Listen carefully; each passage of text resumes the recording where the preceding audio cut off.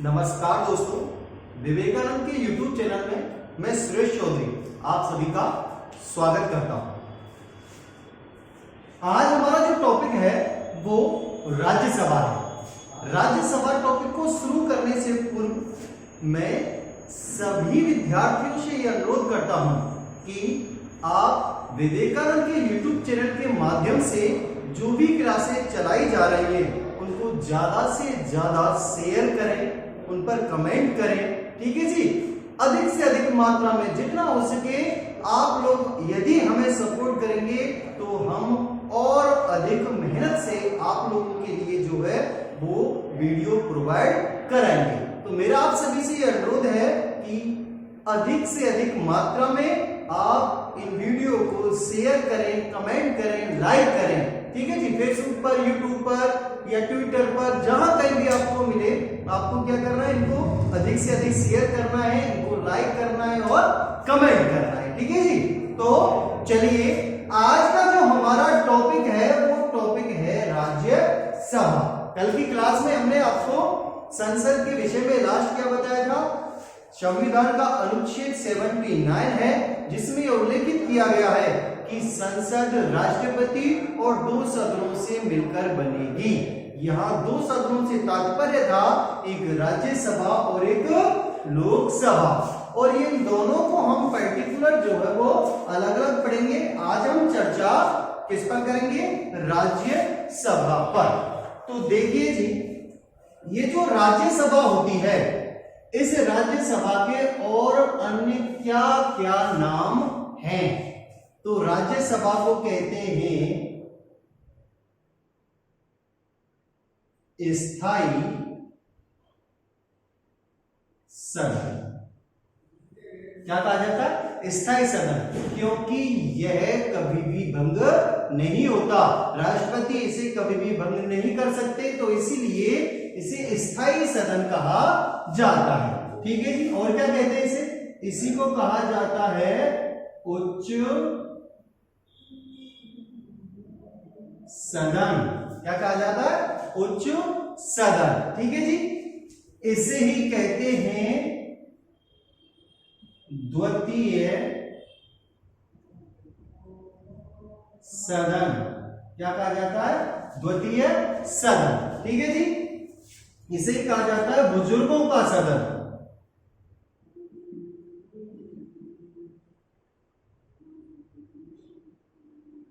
बुजुर्गों का सदन। बुजुर्गों का सदन क्यों कहते हैं, क्योंकि राज्यसभा के जो सदस्य हैं इनकी जो न्यूनतम आयु है वह लोकसभा के सदस्यों से क्या होती है, अधिक होती है। क्योंकि लोकसभा के सदस्यों की न्यूनतम आयु कितनी है, 25 वर्ष, और इनकी कितनी होती है, 30 वर्ष, ठीक है जी। नेक्स्ट आगे बात करें, इसे कहा जाता है राज्यों का सदन। राज्यों का सदन, क्योंकि ये जो राज्यसभा है, जैसा नाम से पता होता है, ये राज्यों का प्रतिनिधित्व करती है, इसीलिए इसे क्या कहा गया है, राज्यों का सदन, ठीक जी। चलिए नेक्स्ट आगे हम बात करें, तो राज्यसभा का जो गठन था वह कब किया गया। राज्य सभा का गठन, तो राज्यसभा का गठन किया गया था 3 अप्रैल 1952। 3 अप्रैल 1952 को राज्यसभा का गठन किया गया, ठीक है जी। राज्यसभा की प्रथम बैठक, राज्यसभा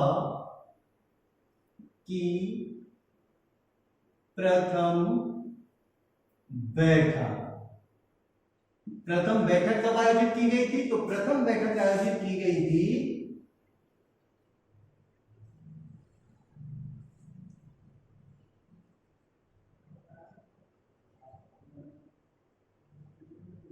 13 मई 1952। राज्यसभा की प्रथम बैठक का आयोजन कब किया गया, 13 मई 1952 को। नेक्स्ट आगे हम बात करें तो राज्यसभा के प्रथम सभापति,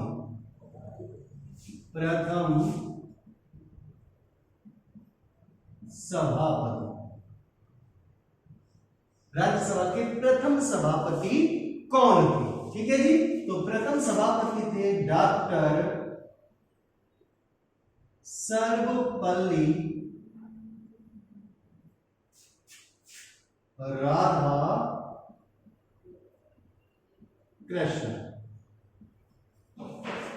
डॉक्टर सर्वपल्ली राधाकृष्णन राज्यसभा के प्रथम सभापति थे। राज्यसभा के प्रथम उपसभापति, राज्यसभा के प्रथम उपसभापति कौन थे? तो इनका नाम था एस.वी. कृष्णमूर्ति राव। एस.वी. कृष्णमूर्ति राव जो थे वो राज्यसभा के प्रथम उपसभापति थे। नेक्स्ट आगे बात करें, राज्यसभा में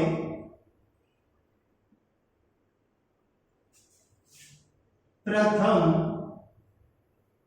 विपक्ष के नेता,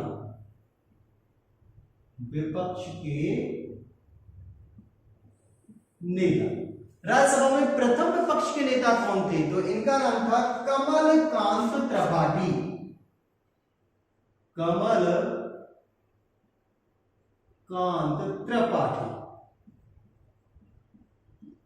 तो कमलकांत त्रिपाठी जी जो है वह राज्यसभा में प्रथम विपक्ष के नेता थे। नेक्स्ट आगे बात करें, वर्तमान में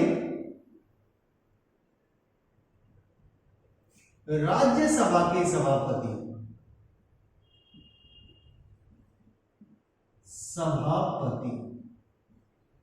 तो वर्तमान में राज्यसभा के सभापति कौन है? वेंकैया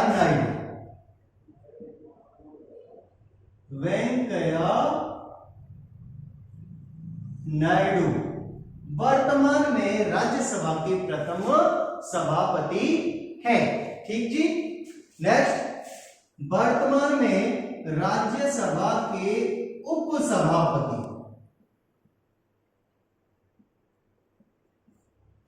तो वर्तमान में राज्यसभा के उपसभापति कौन है? हरिवंश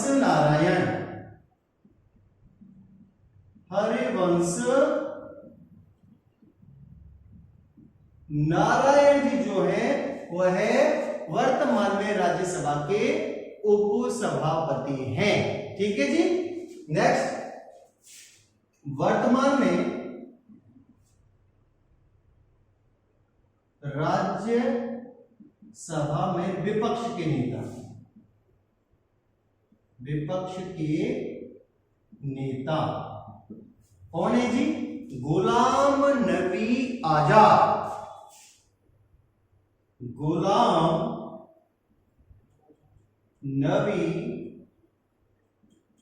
आजाद जो है वह वर्तमान में राज्यसभा में विपक्ष के नेता है। ठीक है जी। तो ये राज्यसभा से संबंधित कुछ फैक्ट हैं।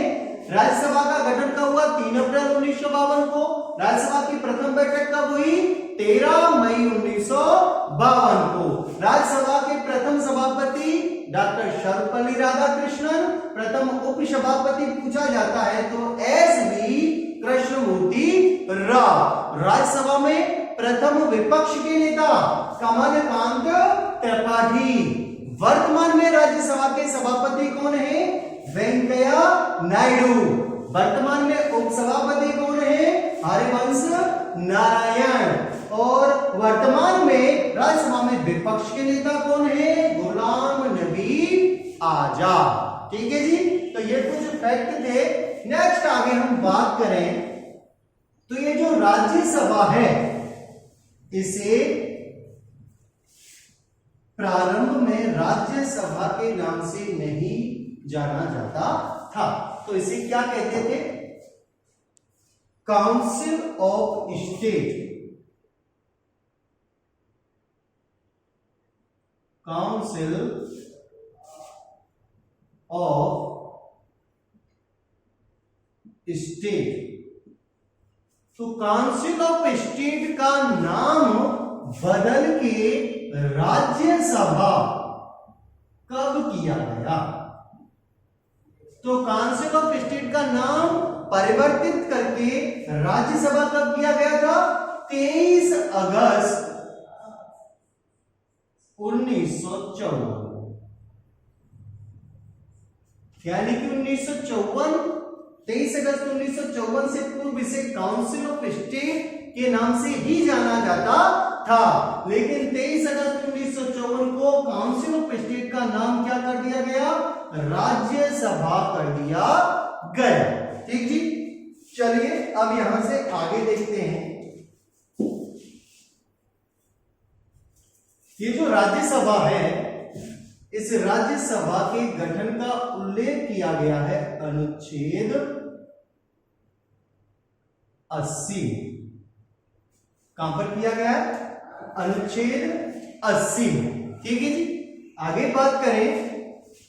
ये राज्यसभा जो होती है, इसमें सदस्यों की संख्या का निर्धारण, सदस्यों की संख्या का निर्धारण करने का जो आधार होता है वो कौन सा होता है? वो होता है जनसंख्या। क्या होता है जी? जनसंख्या। किस राज्य से कितने सदस्य राज्यसभा में निर्वाचित होंगे, इसका निर्धारण किस आधार पर किया जाएगा?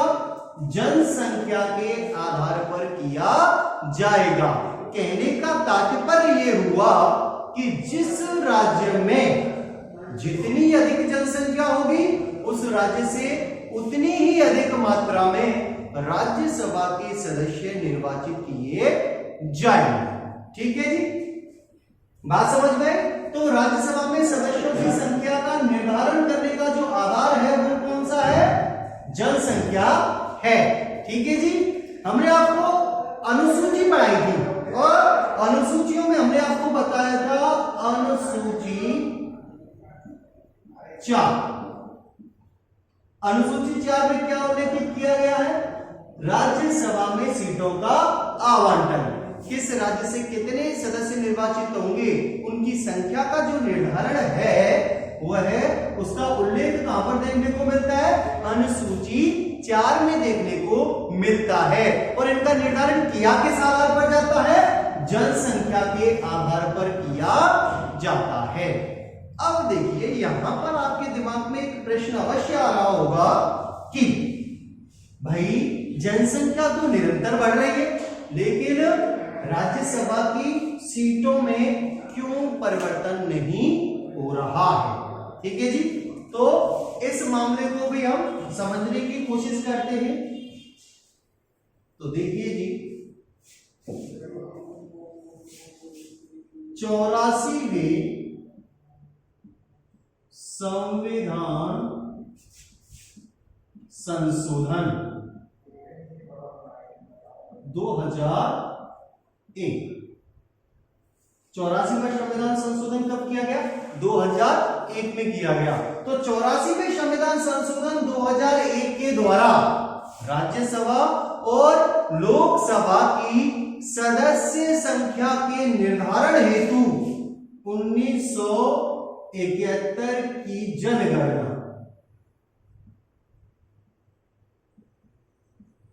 को क्या बनाया गया था?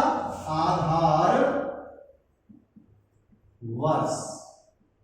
ठीक जी, 84वें संविधान संशोधन 2001 के द्वारा लोकसभा और राज्यसभा की सदस्य संख्या के निर्धारण हेतु 1971 की जनगणना को क्या बनाया गया? आधार वर्ष बनाया गया। ठीक है जी, और इसमें 2026 तक कोई परिवर्तन नहीं किया जाएगा। ठीक जी, बात समझ गई? क्यों इनकी संख्या? भाई जनसंख्या के आधार पर इनका निर्धारण होता है। जनसंख्या बढ़ रही है लेकिन सीटें नहीं बढ़ रही, उसका कारण क्या है? ये 84वें संविधान संविधान संशोधन 2001 के द्वारा लोकसभा और राज्यसभा की सदस्य संख्या के निर्धारण हेतु जो था वो 1971 की जनगणना को क्या बनाया गया, आधार वर्ष बनाया गया, जिसमें 2026 तक कोई परिवर्तन नहीं किया जाए। बात समझ में आएगी? चलो सर नेक्स्ट बात करिए, जो 84वां संविधान संशोधन था, बाई चांस ये पूछ लिया जाए किस प्रधानमंत्री के काल में किया गया, तो इस समय पीएम कौन थे, अटल बिहारी वाजपेयी। अटल बिहारी वाजपेयी सरकार के द्वारा 84वां संविधान संशोधन 2001 में किया गया। ठीक जी, चलो यहां से आगे एक और देखते हैं यहां मामला। प्रश्न बाई चांस अगर ये पूछा जाए कि अपने जो लोकसभा के क्षेत्र होते हैं, ठीक है जी, एक अपना क्षेत्र होता है, क्षेत्र विशिष्ट लोकसभा का लोकसभा क्षेत्र, उन क्षेत्रों के निर्धारण हेतु किस वर्ष की जनगणना को आधार वर्ष बनाया गया है। भाई सीटों की जनसंख्या के लिए तो क्या हो गया, 1971 की जनगणना हो गई। 84वें संविधान संशोधन में हमने अभी अभी ये देखा। ठीक है जी, तो आपने परिसीमन आयोग का नाम अवश्य सुना होगा। ये जो परिसीमन आयोग है, ठीक है जी, संविधान का अनुच्छेद है 82, अनुच्छेद 82, जिसमें यह उल्लेखित किया गया है कि जो है वो सीटों का समायोजन किया जाएगा। ठीक है जी, और जनसंख्या का समायोजन किया जाएगा, और ये कार्य कौन करेगा, परिसीमन आयोग। तो परिसीमन आयोग के जो है वो 2 कार्य होते हैं। कितने कार्य हैं जी, 2 कार्य। दोनों कार्यों को देखें कौन कौन से हैं। ठीक जी, एक तो है क्षेत्रों का निर्धारण करना, किस लोकसभा या विधानसभा क्षेत्र में कौन सा एरिया आएगा, इसका निर्धारण कौन करेगा, परिसीमन आयोग। ठीक है जी, और एक है सीटों का निर्धारण,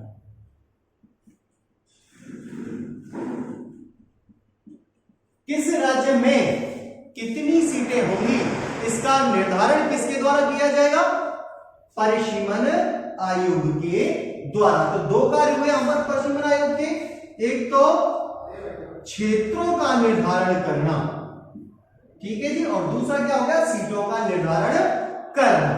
सीटों वाला अभी हमने आपको देखा था 84वें संविधान संशोधन के द्वारा क्या कर दिया गया है, 2026 तक सीटों में कोई परिवर्तन नहीं होगा। कब तक, 2026 तक। ठीक है जी, अब बात करें ये क्षेत्रों का निर्धारण। प्रश्न मेरा ये था आपसे कि विधानसभा या लोकसभा में जो क्षेत्रों में जो समायोजन किया गया है वो है किस वर्ष की जनगणना के आधार पर किया गया है।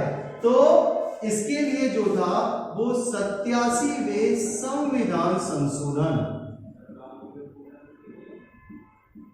के द्वारा यह प्रावधान किया गया था कि लोकसभा और विधानसभा की सीटों में जो क्षेत्रों का जो निर्धारण किया जाएगा वह निर्धारण 2001 की जनगणना के आधार पर किया जाएगा। तो अब यहां पर हमें 2 चीज मिली। ठीक है जी, सीटों के निर्धारण के लिए आधार वर्ष किस वर्ष की जनगणना को बनाया गया है, 1971 की जनगणना को। कौन से, 84वें संविधान संशोधन के माध्यम से। कब तक परिवर्तन नहीं होगा, 2026 तक। ठीक है जी, दूसरा है कि क्षेत्रों का निर्धारण जो है वह है करने के लिए किस वर्ष की जनगणना को आधार बनाया गया है, 2001 की जनगणना को। संविधान संशोधन पूछा जाए कौन सा है जी, 87वां संविधान संशोधन। ठीक जी, चलिए साहब ये भी हो गया। हमने कहा था आपसे कि सदस्यों का निर्धारण जनसंख्या के आधार पर होता है और जिस राज्य में जितनी अधिक जनसंख्या होगी उस राज्य से उतने ही अधिक सदस्य निर्वाचित किए जाएंगे। तो भारत में जो सर्वाधिक जनसंख्या है वो किसकी है जी? यूपी। ठीक है जी। और यूपी से कुल कितने सदस्यों को निर्वाचित किया जाता है राज्यसभा में? 31। तो उत्तर प्रदेश से राज्यसभा में 31 सदस्य क्या किए जाते हैं? निर्वाचित किए जाते हैं। नेक्स्ट अगला जो आता है अपना वो है महाराष्ट्र। महाराष्ट्र से राज्यसभा में कितने सदस्य निर्वाचित होते हैं जी? 90। कितने सदस्य हैं?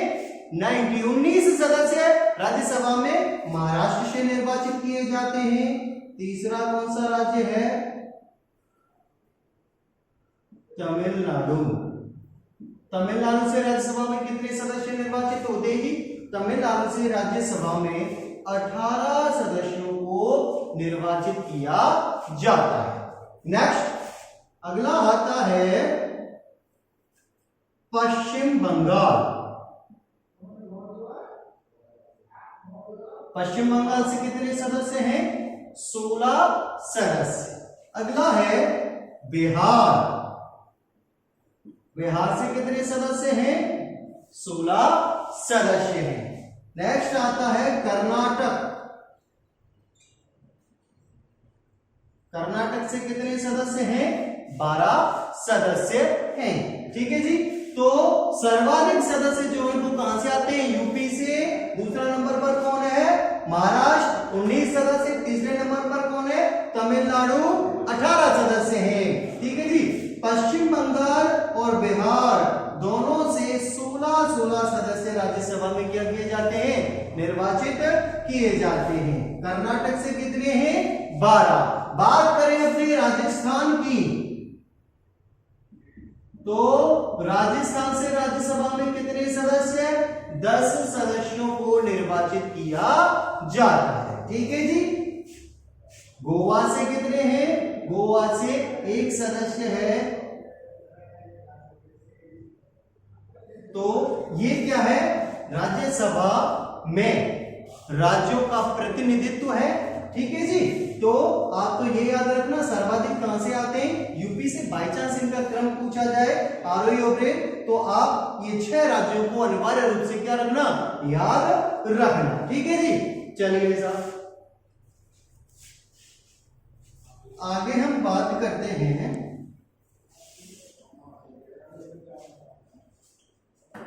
इनके निर्वाचन।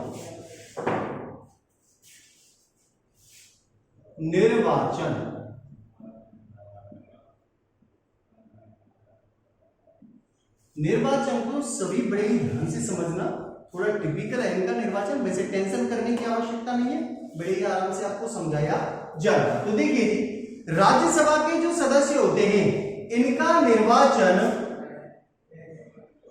अप्रत्यक्ष रूप से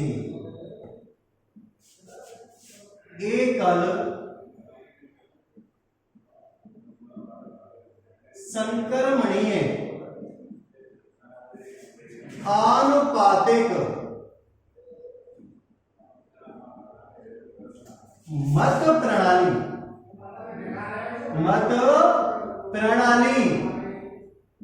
द्वारा खुले मतदान से किया जाता है। खुले मतदान से। तो इनका निर्वाचन किस प्रकार होता है? राज्यसभा के सदस्यों का निर्वाचन अप्रत्यक्ष रूप से एकल संक्रमणीय आनुपातिक मत प्रणाली द्वारा खुले मतदान से किया जाता है। ठीक है जी। अब यहां पर देखिए हमारे पास में 4 शब्द आए इसमें। एक तो शब्द आया अप्रत्यक्ष, दूसरा शब्द आया एकल संक्रमणीय, तीसरा आया आनुपातिक मत प्रणाली, और चौथा जो शब्द हमारे पास आया वो आया है खुला मतदान। ठीक है जी। सबसे पहले तो आप इस खुले मतदान को क्लियर कीजिए। संविधान के अंतर्गत राज्यसभा के सदस्यों के निर्वाचन के विषय में खुला मतदान किया जाएगा या गुप्त मतदान होगा, ऐसा कुछ भी उल्लेखित नहीं किया गया है। वहां संविधान के अंतर्गत केवल इतना उल्लेखित है कि राज्यसभा के सदस्य अप्रत्यक्ष रूप से एकल संक्रमणीय आनुपातिक मत प्रणाली द्वारा निर्वाचित किए जाएंगे। ठीक है जी। अब ये संसद पर डिपेंड करता है, वो इनका खुले मतदान से निर्वाचन करना चाहते हैं या फिर गुप्त मतदान से। ठीक है जी। 2003 से पूर्व राज्यसभा के जो सदस्य थे उनके निर्वाचन में गुप्त मतदान किया जाता था। ठीक है जी। लेकिन 2003 से गुप्त मतदान को समाप्त किया गया और उसके स्थान पर किसे अपनाया गया? खुले मतदान को अपनाया गया। कारण क्या था खुला मतदान अपनाने का? तो देखिए, मान के चलो राजस्थान में कांग्रेस की सरकार है, ठीक है साहब, ये कोई ए नाम का व्यक्ति है, यह राज्यसभा में एक निर्दलीय प्रत्याशी के रूप में खड़ा हुआ है। ठीक है साहब। अब गुप्त मतदान प्रणाली पहले थी तो उसमें क्या होता था, मान के चलो ये ए नाम का व्यक्ति है, इसने कांग्रेस के कुछ विधायकों को पैसा दिया, बीजेपी के कुछ विधायकों को पैसा दिया, ठीक है जी, अन्य पार्टियां हैं उनके सदस्यों को पैसा दिया और वोट खरीद लिए और राज्यसभा में क्या हो गए? निर्वाचित हो गए। तो इसे क्या भ्रष्टाचार फैलने का जो था वो मामला सामने आया। इसीलिए जो था वो गुप्त मतदान के स्थान पर किस प्रणाली को अपनाया गया? खुले मतदान को अपनाया गया। कब से अपनाया गया? 2003 से। अब पूछो खुला मतदान क्या होता है? खुले मतदान का तात्पर्य ये होगा कि जो भी वोटर होगा, मतदाता होगा, वह अपना वोट दिखा करके डालेगा। ठीक है जी, कि मैंने अपना वोट संबंधित प्रत्याशी के लिए प्रदान किया है, वह अपना मत दिखाकर डालेगा, उसी को कहते हैं खुला मतदान। ठीक जी। चलिए सब ये चीज क्लियर हो गई। अब हम बात कर लिए अप्रत्यक्ष क्या होता है। देखो दो तरह से होता है निर्वाचन, एक तो होता है प्रत्यक्ष निर्वाचन और एक क्या होता है? अप्रत्यक्ष निर्वाचन। प्रत्यक्ष का तात्पर्य होता है जिसे सीधे जनता चुने। क्या चुने? सीधे जनता जो है उसके लिए मत प्रदान करती है, तो वो कहलाता है प्रत्यक्ष निर्वाचन। फिर अप्रत्यक्ष निर्वाचन क्या हुआ? इसमें सीधे जनता मतदान नहीं करती है, बल्कि जनता के चुने हुए प्रत्याशी इसमें क्या करते हैं? मतदान करते हैं। ठीक है जी। तो ऐसा अप्रत्यक्ष रूप से निर्वाचित व्यक्ति वह होगा जिसमें सीधे जनता मतदान नहीं करेगी, बल्कि जनता के चुने हुए प्रतिनिधि उसमें क्या करेंगे? मतदान करेंगे। भाई राज्यसभा के सदस्यों का जो निर्वाचन होता है उसे कौन करते हैं? विधायक करते हैं, विधानसभा के सदस्य। और विधानसभा के सदस्यों को कौन निर्वाचित करती है? जनता निर्वाचित करती है। तो ये होता है अप्रत्यक्ष रूप। अब सबसे इंपॉर्टेंट चीज जो हमें समझनी है इसमें वो है एकल संक्रमणीय आनुपातिक मत प्रणाली। दोबारा लिखता हूं ये, अब हम इस पर चर्चा करें ये क्या मामला है। एकल संक्रमणीय आनुपातिक मत प्रणाली। मत प्रणाली, ठीक है जी। एकल संक्रमणीय कह लीजिए या एकल हस्तांतरित कह लीजिए, एक ही बात है, कोई अंतर नहीं। तो पहले हम चर्चा करेंगे एकल संक्रमणीय क्या होता है। ठीक है जी। एकल संक्रमणीय का तात्पर्य है कि जितने भी प्रत्याशी चुनाव में खड़े हुए हैं उनके लिए जो मतदाता होंगे वह वरीयता क्रम प्रदान करते हुए अपना मत प्रदान करेंगे। ठीक है जी। जैसे उदाहरण के तौर पर मान के चलिए ये ए, बी, सी और डी कोई 4 प्रत्याशी हैं जो राज्यसभा में खड़े हुए हैं। चुनाव लड़ रहे हैं साहब ए, बी, सी और डी, 4 प्रत्याशी हो गए। चलिए ठीक है जी। ये कोई आर नाम का एक मतदाता है, अब उसे अपना मत प्रदान करना है राज्यसभा में। हमने बताया था एकल संक्रमणीय का तात्पर्य क्या है कि मतदाता अपना मत वरीयता क्रम प्रदान करते हुए देगा। भाई सामान्य जब चुनाव होते हैं उसमें क्या होता है, 4 प्रत्याशी खड़े हुए हैं, तो किसी एक प्रत्याशी के लिए हम अपना वोट डाल देते हैं और हमारा मतदान जो वो हो जाता है। लेकिन यहाँ ऐसा नहीं होता, यहाँ जितने भी प्रत्याशी खड़े हुए हैं मतदाता को सबके लिए वोट डालना होगा। लेकिन वोट कैसे डालेगा, वरीयता क्रम प्रदान करते हुए, नंबर ऑफ चॉइस। ठीक है जी, जैसे मान के चलो इस आर नाम के मतदाता ने ए को प्रथम वरीयता प्रदान की, बी को द्वितीय वरीयता प्रदान की, बी को तृतीय वरीयता और सी को चतुर्थ व्यवस्था, 4 चौथी वरीयता जो थी वो प्रदान की। तो आर नाम के व्यक्ति ने चारों प्रत्याशियों के लिए अपना मत दिया, लेकिन मत किस प्रकार प्रदान किया, वरीयता क्रम देते हुए, नंबर ऑफ चॉइस। ये मतलब होता है एकल संक्रमणीय का। अब आप बात करेंगे कि ऐसा क्यों होता है, ऐसा क्यों किया जाता है। राज्यसभा का चुनाव जीतने के लिए प्रत्येक प्रत्याशी को एक न्यूनतम कोटा प्राप्त करना होता है।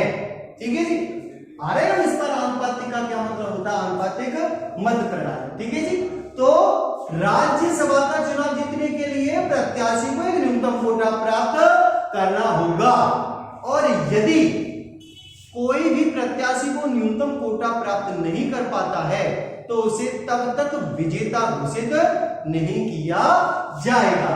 इसीलिए वरीयता क्रम में क्या दिया जाता है, मत प्रदान किया जाता है। यदि न्यूनतम कोटा प्राप्त नहीं हो तो वरीयता क्रम के हिसाब से किसी भी प्रत्याशी को जो सबसे कम मत प्रदान करता है उसे चुनाव प्रक्रिया से बाहर कर दिया जाए।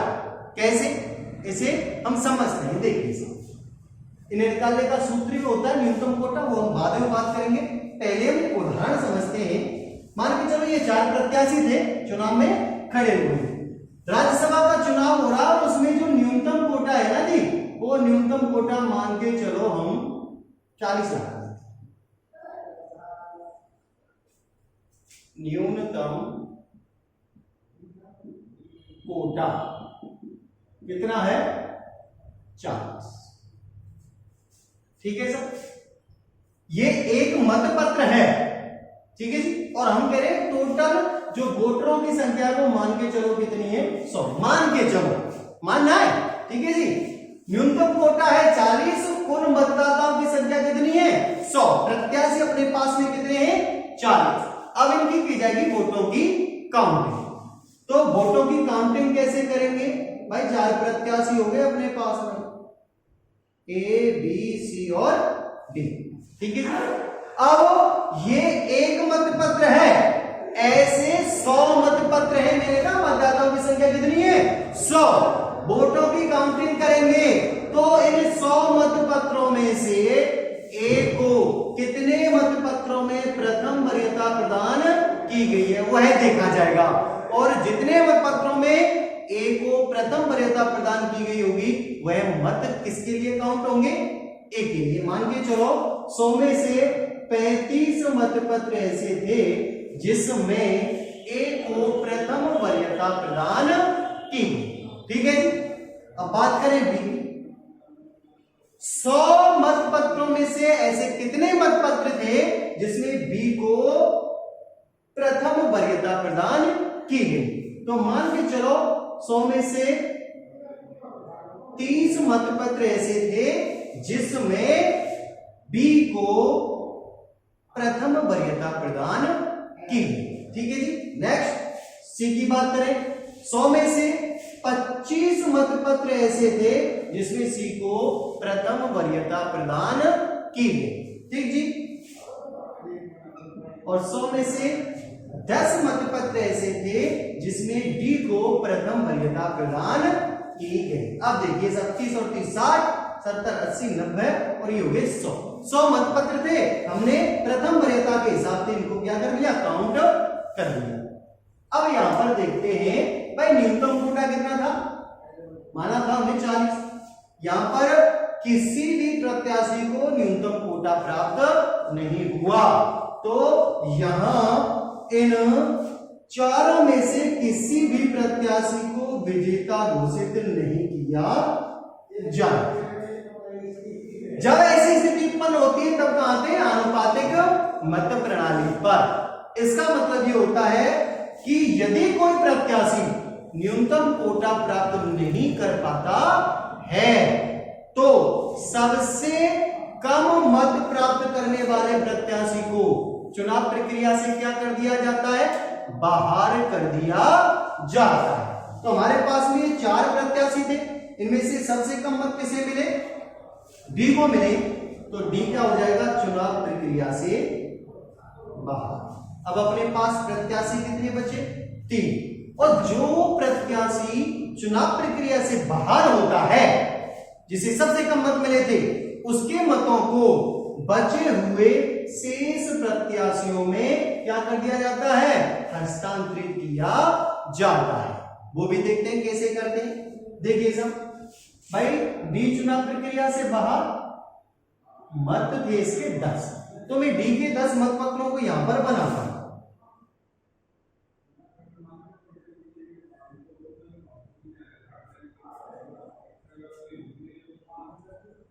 डी के 10 मतपत्रों को मैं यहां पर आपके सामने बना रहा हूं। 1 2 3 4 5 6 7 8 9 और ये क्या हो गया, 10। ठीक है जी। अब देखिए, जब ये डी के मतपत्र है तो स्वाभाविक सी बात है, इन 10 के 10 में प्रथम वरीयता किसे प्रदान की गई होगी, डी को प्रदान की गई होगी, तभी तो ये क्या है, डी के वोट हैं। बात समझ में आई? ठीक है जी। तो प्रथम वरीयता तो डी को प्रदान की गई। अब ये जो 10 मतपत्र हैं, इनमें से निश्चित रूप से किसी ना किसी व्यक्ति को द्वितीय वरीयता अवश्य प्रदान की गई होगी। ठीक है जी। तो मान के चलो 5 मतपत्र ऐसे थे जिसमें ए को द्वितीय वरीयता प्रदान की गई। ठीक है जी। 3 मतपत्र ऐसे थे जिसमें बी को द्वितीय वरीयता प्रदान की गई और 2 मतपत्र ऐसे थे जिसमें डी को द्वितीय वरीयता प्रदान की गई। ठीक है साहब। अब मान के चलो इसको कर दी 3, इसे कर दी 4, यहां पर इसको कर दी 3, इसे कर दी 4, इसे कर दी 4 और इसे कर दी, ये 10 मतपत्र हो गए। डी के 10 मतपत्र है। अब डी तो चुनाव प्रक्रिया से हो गया बाहर, तो पहली वरीयता को नहीं देखेंगे। अब पहली वरीयता इन 10 मतपत्रों में डी को प्रदान की गई थी, ये तो चुनाव प्रक्रिया से बाहर। अब इन 10 मतपत्रों में द्वितीय वरीयता किसे प्रदान की गई है, तो देखिए ये जो 5 मतपत्र हैं, इनमें द्वितीय वरीयता किसे प्रदान की गई, ए को। तो ये 5 जो वोट थे वो किसे प्रदान कर दिए जाएंगे, ए। ठीक है जी। इन 10 में से 3 मतपत्र ऐसे थे जिसमें द्वितीय वरीयता प्रदान की गई बी को, तो ये 3 मत किसे प्रदान कर दिए जाएंगे, बी को। इन 10 में से 2 मतपत्र ऐसे थे जिसमें द्वितीय वरीयता प्रदान की गई सी को, तो ये 2 मत किसे प्रदान कर दिए जाएंगे, सी को। भाई ए के पास 35 पहले से ही थे, 5 ये और मिल गए, टोटल कितने हुए 40, 30 और 3 कितने हो गए 33 और 25 और 2 27। अब स्थिति है, हमने कहा न्यूनतम कोटा माना था हमने 40। अब देखिए किसे प्राप्त हो गया, ए को प्राप्त हुआ, तो यहां पर ए को विजेता घोषित कर दिया जाएगा। ठीक जी, बात समझ गई। ये है हमारी एकल संक्रमणीय आनुपातिक मत प्रणाली। ठीक है जी, बड़े ही ध्यान से समझने की कोशिश करना, थोड़ा टिपिकल है लेकिन इतना टिपिकल भी नहीं है, बड़े इजी वे में आपको समझाया गया है। अब बात करें, हमने कहा था कि भाई राज्यसभा का चुनाव जीतने के लिए न्यूनतम कोटा प्राप्त करना होता है और उसे निकालने का होता है एक सूत्र। तो वो न्यूनतम कोटा निकालने का सूत्र भी देख लेते हैं हम। तो देखिए साहब सूत्र क्या होता है।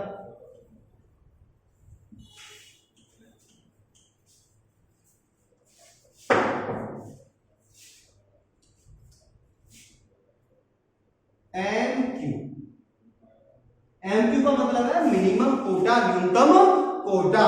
इसे निकालने का सूत्र क्या है साहब, वो सूत्र देखिए।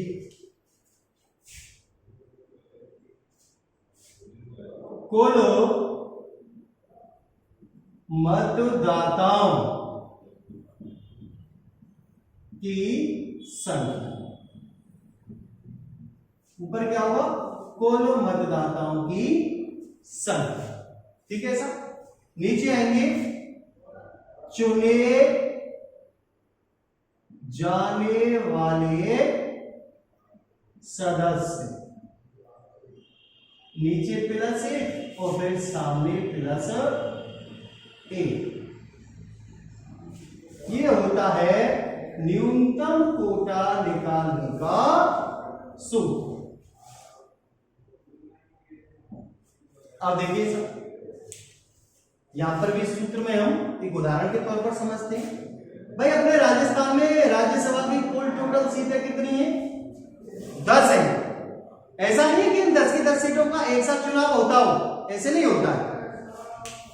इनमें से क्या होता है, 1/3 सदस्यों का चुनाव 2 वर्ष में होगा, मेरे 1/3 सदस्यों का चुनाव 2 वर्ष में होगा, फिर बाकी के बचे को 1/3 सदस्यों का चुनाव 2 वर्ष में होगा। यानी कि 3 + 3 + 4 के हिसाब से इनका निर्वाचन किया जाए। ठीक है सर, अब हम इस सूत्र में संख्या जमाने की कोशिश करते हैं। तो देखिए, मान के चलो राजस्थान में राज्यसभा की 3 सीटों पर चुनाव कराए जा रहे हैं, तो न्यूनतम कोटा क्या होगा, कुल मतदाताओं की संख्या। भाई राजस्थान में राज्यसभा के लिए कुल मतदाता कितने हैं, कौन वोट डालता है राज्यसभा के सदस्यों के लिए, विधायक, एमएलए। और राजस्थान में एमएलए की संख्या कितनी है, 200। कितनी है, 200।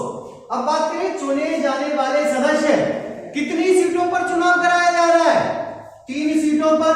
तो चुने जाने वाले सदस्य कितने होंगे, 3 + 1 और यहां पर सामने +1। ठीक है जी, 200, तीनों ने 4, इसमें 200 में 4 का भाग देंगे कितनी बार जाएगा, 50 बार। 50 + 1 कितना होगा, 51। ये आ गया सब न्यूनतम कोटा। जब राजस्थान में 3 सीटों पर चुनाव कराए जाएंगे तो न्यूनतम कोटा कितना आएगा, 51। यानी कि वही प्रत्याशी विजेता घोषित होगा जो 51 मतों को प्राप्त करेगा। ठीक है जी। अब आप चाहे 3 सीटों पर हो, चाहे 4 पर हो, चाहे 1 पर ही क्यों ना हो, आप उसके लिए न्यूनतम कोटा निकाल सकते हैं। ठीक जी, तो ये था राज्यसभा के सदस्यों का निर्वाचन। आइए अब बात कर लेते हैं साहब इसके कार्यकाल पर।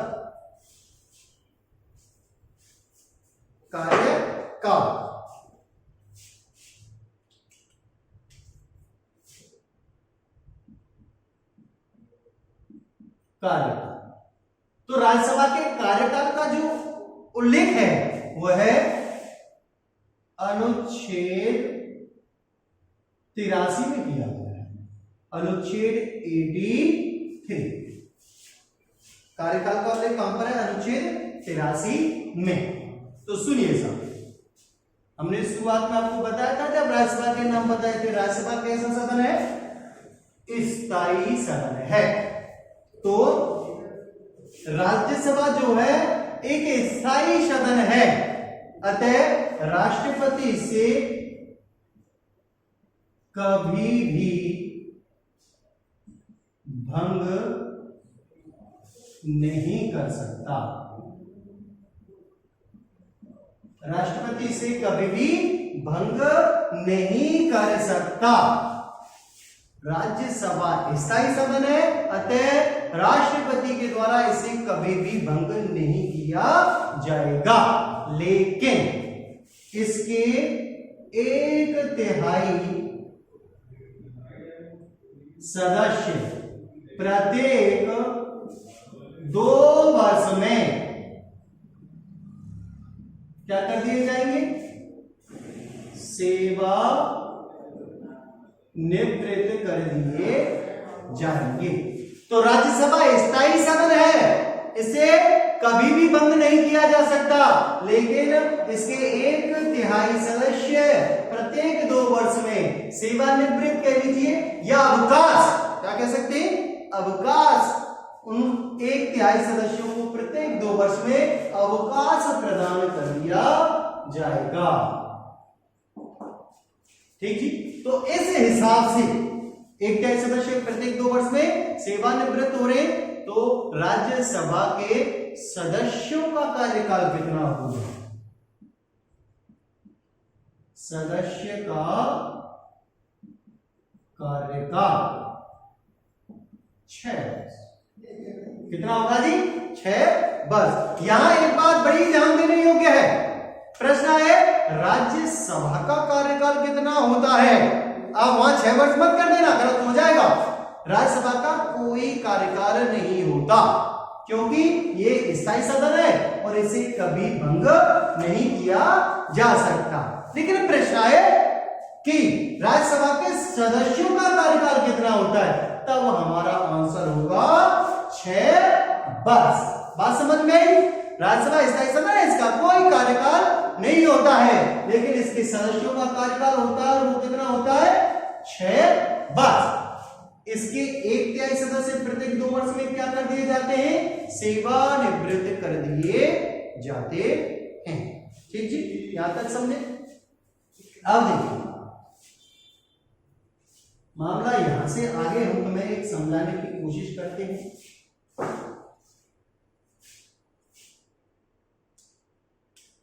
देखिए 1952 में राज्यसभा का गठन किया है, आपको बताया गया है।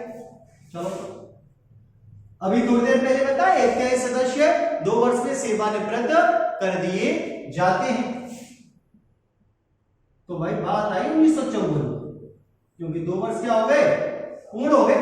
अब समस्या यहां पर यह आई कि 1954 में वो 1/3 सदस्य कौन होंगे जिनको सेवानिवृत्त किया जाएगा। ठीक है जी। तो इसके निर्धारण के लिए लॉटरी व्यवस्था को अपनाया गया। ठीक है जी। राज्यसभा का गठन 1952 में हुआ और 2 वर्ष बाद 1954 में इसके 1/3 सदस्य जो थे उनको लॉटरी व्यवस्था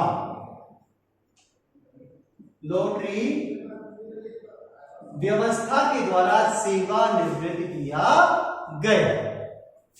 ठीक जी।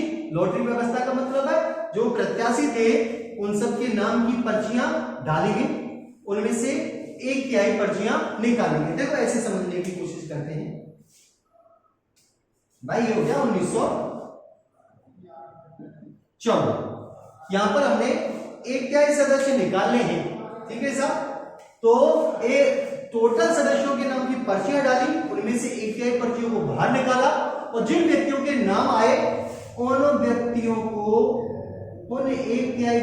को क्या कर दिया गया? सेवा निवृत्त। ठीक है।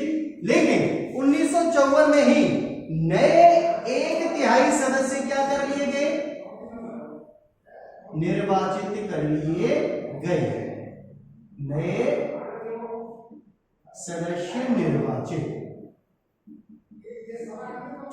1954 में लॉटरी व्यवस्था के द्वारा 1/3 सदस्यों को सेवानिवृत्त किया और नए 1/3 सदस्यों को क्या कर लिया गया? निर्वाचित कर लिया गया। इसके बाद फिर 1956 में फिर वही समस्या। फिर देखिए जी, यहां पर क्या प्रावधान किया गया, जो शेष बचे हुए प्रत्याशी थे उनके नाम की पर्ची डाली और 1/3 सदस्यों को क्या कर दिया, सेवानिवृत्त,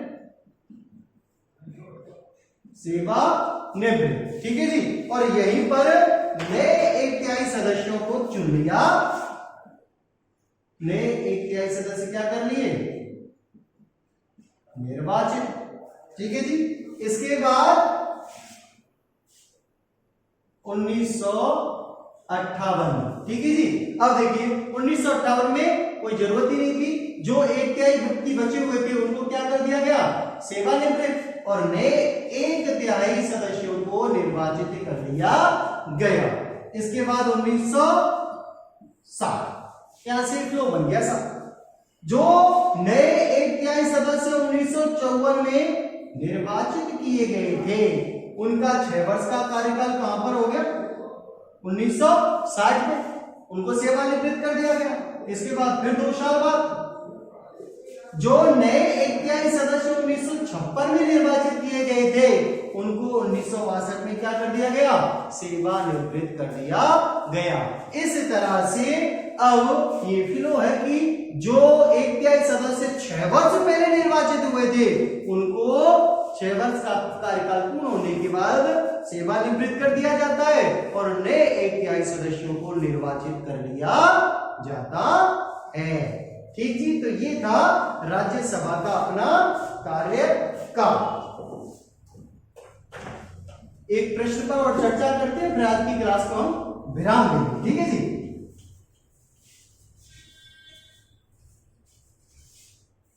बाई चांस ये प्रश्न आए कि राज्यसभा का प्रथम दल कब सेवानिवृत्त किया गया।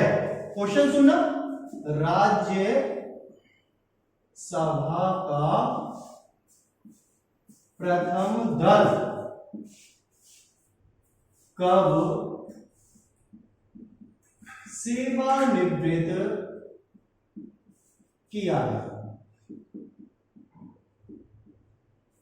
4 ऑप्शन दे रहा हूं मैं आपके लिए, देखिए। पहला ऑप्शन है 3 अप्रैल 1954, दूसरा ऑप्शन है 13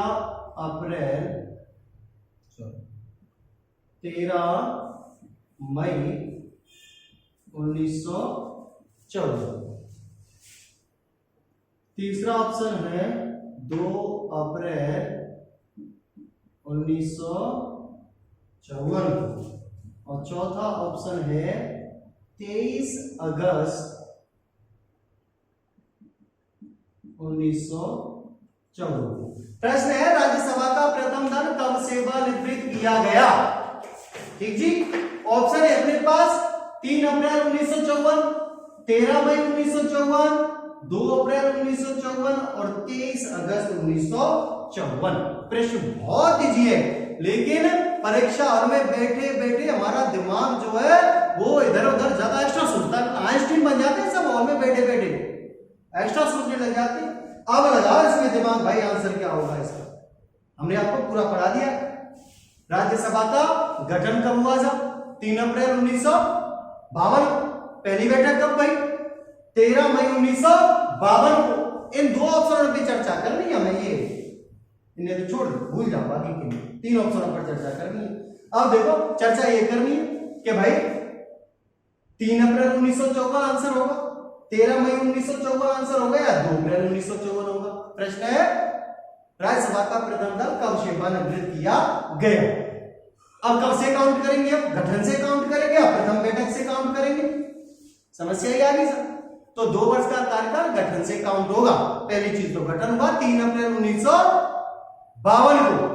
तो अब आंसर क्या होगा हमारा, अब फिर सोचेंगे आप 3 अप्रैल 1954 है वो आंसर ना, ये तो 1 साल 1 दिन है वो आंसर होगा अपना 2 अप्रैल 1954। भाई 3 अप्रैल 1952 को गठन हुआ तो 2 साल का कार्यकाल कहां समाप्त होगा, 2 अप्रैल 1954 को। आंसर अपना होगा सी।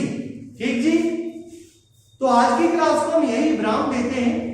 मैं आपसे फिर दोबारा से रिक्वेस्ट करता हूं कि विवेकानंद YouTube चैनल के माध्यम से जो क्लासें आपके लिए चलाई जा रही हैं, आप इन क्लासों को ज्यादा से ज्यादा शेयर करें, कमेंट करें, लाइक करें, फेसबुक, व्हाट्सएप, जहां भी हो सकता है आपको। आप लोगों का सपोर्ट हमारे लिए बहुत अति आवश्यक है, जिससे हम और अधिक ऊर्जा के साथ में आपके लिए क्या है क्लासें उपलब्ध करा सके। तो आप सभी से मेरा पुनः निवेदन है कि अधिक से अधिक क्लासों को जो है वो आप फेसबुक, व्हाट्सएप पर शेयर करें, कमेंट्स करें, ठीक है जी, लाइक करें। तो इसी के साथ आज की क्लास को मैं यहाँ पर विराम देता हूं और आप सभी को मेरा धन्यवाद, नमस्कार, जय भारत।